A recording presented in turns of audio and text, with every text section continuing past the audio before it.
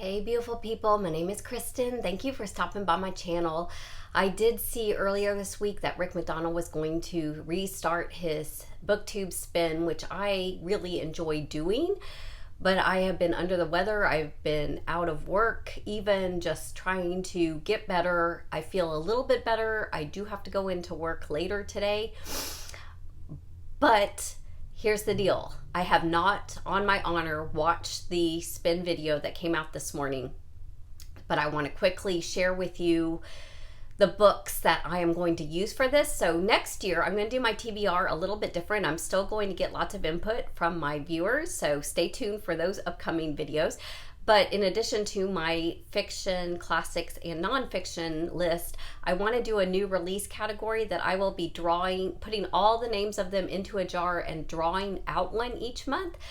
But since the spin has been initiated, or any spins in the future, I think what I will probably do is do that stack for that. So I have currently 23 books on my new releases, and by that, I'm defining that as the past 2 years.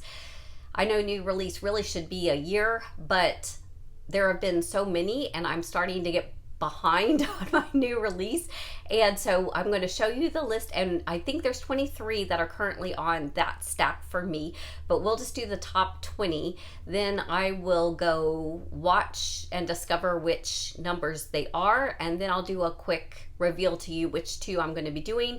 Those will become books that I will absolutely read in the month of January, because the spin has that kind of time frame in order to read it. So let's see what I'm going to be reading in the month of January.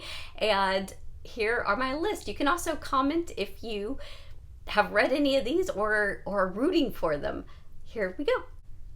1, 2, 3, 4, 5, 6, 7, 8, 9, 10, 11, 12, 13, 14, 15, 16, 17, 18, 19, 20, and then there's 21, 22, and 23, which aren't in the running for the spin, but I will read them, most likely, sometime soon. Stay tuned. Okay, so I watched the spin. If you want to watch the spin, I will leave that below. If you don't know what I'm talking about, Rick McDonald has a invitation to everybody. You don't even have to have a channel to pick 20 books and spin. Well, he spins, and then you read whichever numbers that is. And it's pretty just for funsies, and it's anything you kind of want to make it be. So the first book that came up was 5, so that was On a Night of 1,000 Stars.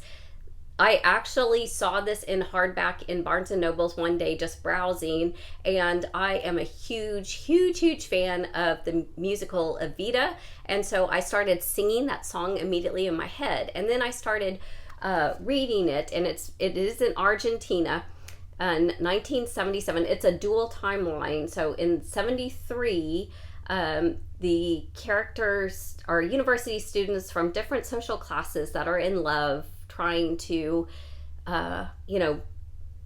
make this work. And then it flash forwards to 1998, and one of them is now a diplomat and has a different wife and daughter, and all seems perfect until there is a incident that allows him to have to go back and kind of reconnect and help with the past. So there we have it.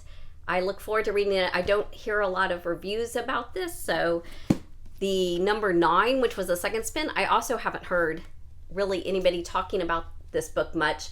Fellowship Point, Alice Elliott Dark. This was also another one that I was just browsing in Barnes & Noble's and picked it up and thought it sounded interesting. Decade-long friendship between two vastly different women is tested in the twilight of their years.